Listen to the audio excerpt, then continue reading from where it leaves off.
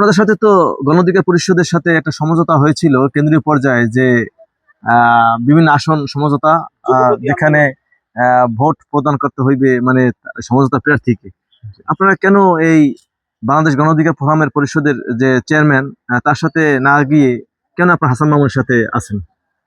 এইটার কারণ হইছে, আমরা যখন এই যে ম্যাডাম অসুস্থ, তখন আমরা এই যে প্রত্যেকটা ইউনিয়নের ওয়ার্ডে ওয়ার্ডে আমরা দোয়ার জন্য ওই মিলাদ মাহফিলের ব্যবস্থা করছি। ওইখানে যখনই এই যে নেতা, গণ অধিকারের যে নেতা, সে যখন ওই যে সে চরবিশ্বাসে একটা 2-3টা স্টেজে বক্তৃতা দিয়েছে, কোথার উমিদ্যা সমিদ্যা, কোথায় এই কেরা এই কি বিএনপি সভাপতি ঠেকাইতে আর অমুকের ঠ্যাং ভাঙ্গিয়া, তারপর নলা ছেঁচা বাটি নিয়ে বসাই দেবো, ঠেকানোর মতো কেটে আছে, আর যদি কানে দিয়ে দিই কেটা ঠেকাইবে, আর 2টা কানে দিয়ে দেবো কেটা ঠেকাই।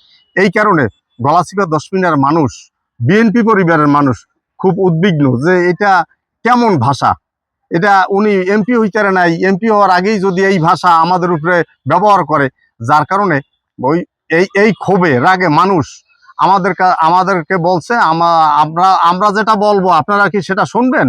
আমরা বলছি যে শুনবো। আমরা তৃণমূল বিএনপি আপনাদের কথা, আপনাদের দিয়েই আমরা নেতা, আমরা রাজনীতি করি। তারা বলছে যে আমরা ওর সাথে নাই, আসল সমঝোতা করুক, যা করুক, ওর সাথে আমরা থাকবো না। আপনারা কি আমাদের সাথে থাকবেন? আমরা কমিটমেন্ট করছি, আমরা ওয়াদা করছি যে আমরা আপনাদের সাথে থাকবো। তারপরে টোটাল গলাচিপা এবং 10 মিনিট এই যে প্রত্যেকটা ইউনিয়নের লোকজন আমরা ডাকছি। ডাকার পরে অফিসার না যে আপনারা কি বলেন। হ্যাঁ, আমরা নির্বাচন তো করতে হইবে, যার দিয়ে করাই। হ্যাঁ, আমরা ওই যে গণ অধিকারের সাথে আমরা নির্বাচন করবো না। আপনারা যদি একজন ক্যান্ডিডেট আপনারা সেট করেন, আমরা তার সাথে নির্বাচন করব।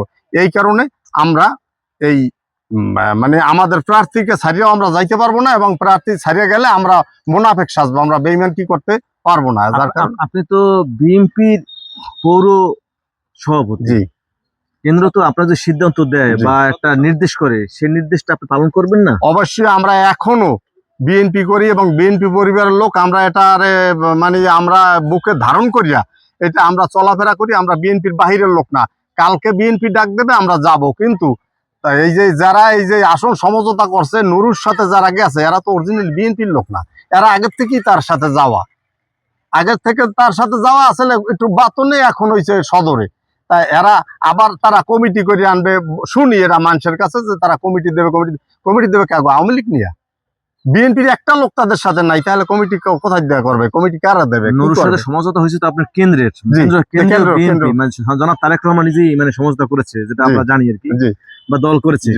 সেই ক্ষেত্রে আপনারা তৃণমূল বিএনপি আপনারা তাদের কেন্দ্রের নির্দেশনা মানবেন না? আমরা কেন্দ্রের নির্দেশনা মানি, কিন্তু আমাকে মেসেজ দিয়েছে, আমরা যখন একটা লোক টাকা দাখিল করছে, আমরা তার সাথে নামে গেছি, আমরা তার কি বলে ওইটাকে, ওই যে প্রস্তাবকারী সমর্থনকারী হয়েছি। এই আর পরে আমাকে ডাকিয়া আমাকে মেসেজ পাঠাইছে যে আমরা আসুন সমঝোতা করছি, আপনারা সবাই সাথে নামতে হবে। আমরা কিছু করার নেই, আমাকে হাত পাও বান্ধা দিয়েছে তৃণমূল নেতাকর্মীরা। তৃণমূল যে বিএনপির নেতাকর্মীরা আমাদেরকে ওয়াদা করছে যে আপনারা আমাদের সাইডে যাইতে পারবেন না, যার কারণে আমরা তাদের সাইডে যাওয়ার মতো কোনো কায়দা নেই। আবার আমরা 12 তারিখের পর, আল্লাহ রসুল নামে 12 তারিখের পর আমরা আবার সেই আগের মতো আমরা বিএনপির লোক। এখন আমরা আপনারা তো বহিষ্কৃত এখন। জি, আমরা বহিষ্কৃত। আপনাদের 12 তারিখের পর নেবে, সেটা আপনি কিভাবে বুঝলেন? নেবে না, আমরাই করবো, আমরা যাবো না তো সাইডে, যাওয়ার কোনো কায়দা নেই। যদি না নেয় আপনাদের, আমাকে কমিটি লাগবে না, আমাকে নেতাও লাগবে না, আমরা সাধারণ কর্মী হিসেবে তাদের সাথে থাকবো। এখন আমার বাবা ছিল, সে পৌরসভার মেয়র ছিল, প্রথম মেয়র। আমি গলাচিপা কলেজে স্বতন্ত্র ভিপি হয়েছে, আমার নমিনেশন দেয়নি, যার কারণে আমার স্বতন্ত্র ইলেকশন করতে হয়েছে।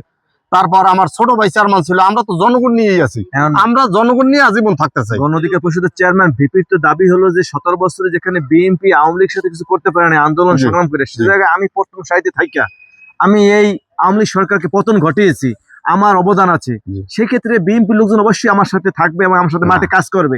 আপনারা কেন তার বিরোধিতা করতেছেন? আমরা বিরোধিতা করি না তো, আমরা বিরোধিতা করি না। আমরা ওই যে তার কথার কারণে তৃণমূল বিএনপির সাথে যে আমরা যে কমিটমেন্টটা করছি, তাদের সাথে আমরা যে ওয়াদা করছি, ওয়াদাবদ্ধ হয়ে গেছে। আমরা তাদেরকে ছাড়িয়ে গেলে আমরা মুনাফেক সাজবো, আমরা মুনাফেক সাথে রাজি না, আমরা মুনাফিকি করতে পারবো না। যার কারণ হয়েছে আমরা একটা তৃণমূল বিএনপি না, তৃণমূল লোকজন এই মাঠের লোকজন আমাদের সাথে আছে, আমাদেরকে কমিটমেন্ট করাইছে। আমরা যদি তাদেরকে ছাড়িয়া ওই একটা লোকের চিন্তা করে ওইদিকে যাই, তাহলে আমাদের আজীবনের জন্য আমাদের রাজনীতি শেষ। আমরা এই আপনার রাজনীতি মূল করবো কথা না। হলো যদি 12 তারিখের পরে আমরা কমিটি আবার যদি দেয় বিএনপি, তাহলে আসনে বিএনপি দিতে হলে আমাদেরকে দিতে হবে। আমাদের কি দিতে হবে এবং আমরা আশাবাদী, এটা আমরা আশাবাদী, আমরাই পাবো প্রিয় ইনশাআল্লাহ। দর্শক, আপনারা শুনতে পেরেছেন এতক্ষণ যে পৌর বিএনপির আপনি সভাপতি সাংবাদিক, আপনি তো জনাব জানেন এগুলা। মিজানুর রহমানের মুখী, যে আসলে আমরা বিএনপিকে ধারণ করি এবং লালন করি দীর্ঘ বছর পর্যন্ত।